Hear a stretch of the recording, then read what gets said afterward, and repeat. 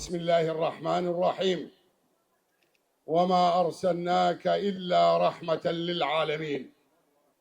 الحمد لله رب العالمين، والصلاة والسلام على صاحب الذكرى سيدنا محمد القائل: إنما بعثت لأتمم مكارم الأخلاق.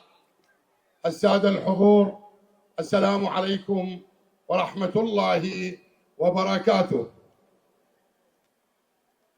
السادة المسؤولون، شيوخ العشائر، شيوخ الطرائق، الجمع الحضور كل باسمه ورسمه، السيد معالي وزير الثقافة والسياحة والآثار الدكتور أحمد فكاك البدراني، السيد الأستاذ نائب رئيس مجلس محافظة نينوى الأستاذ أبو فنر، الشيوخ، السادة المسؤولون الأفاضل، السادة المسؤولون الأمنيين والإداريين وكل الحضور، حياكم الله وأهلا وسهلا بمقدمكم وأنتم تشاركون في هذا الحفل المبارك.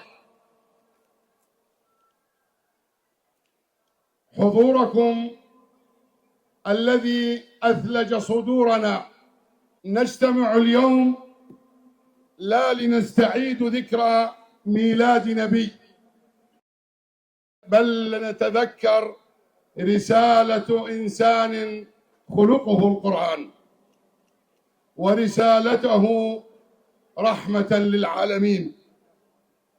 نستلهم من سيرته العطرة قيم التسامح والعدل والمحبة والأخلاق التي هي أساس بناء الأمة، وأن وجودكم اليوم دليل على محبتكم لسيرة هذا النبي العظيم سيدنا محمد صلى الله عليه وسلم، وإيمانكم بقيم الحق والخير التي جاء بها.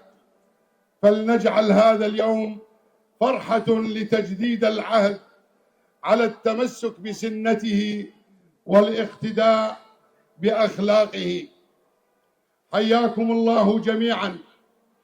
ولا أنسى الشكر الجزيل لمعالي السيد الوزير في إحياء هذا الحفل، والسيد نائب رئيس مجلس محافظة نينوى، شكرا الجزيل، وشكر موصول إلى أخونا أبو عبد الله، والسيد مدير ناحية الشورى اللي بذل جهد في إنشاء وتهيئ هذا المكان، وبكل من شارك من الشيوخ بالحضور وبالاتصال وبالتأييد.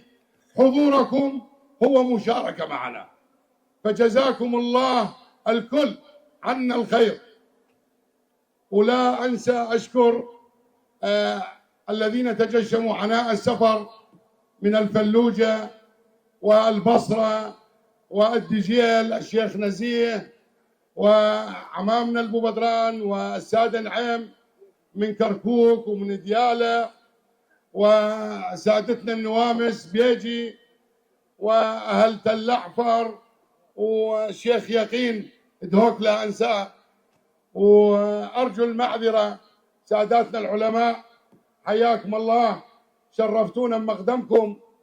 اللي جاي وحاضر معنا دليل على محبته لسيدنا النبي.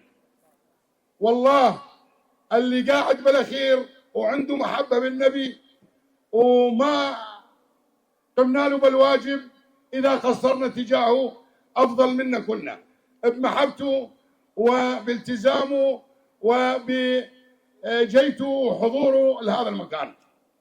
فحياكم الله جميعا. شيخنا الشيخ محمد نوري، شيخنا العبيدي من بغداد، الله حيه، أرجو المعذرة إذا نسيت. وحياكم الله كلكم ضيوف رسول الله، كلكم أهل دار. اللي جو ويانا هو محب لرسول الله، فنسأل الله أن يجعلها في ميزان حسناتكم. وأهلا وسهلا بكم، والسلام عليكم ورحمة الله وبركاته.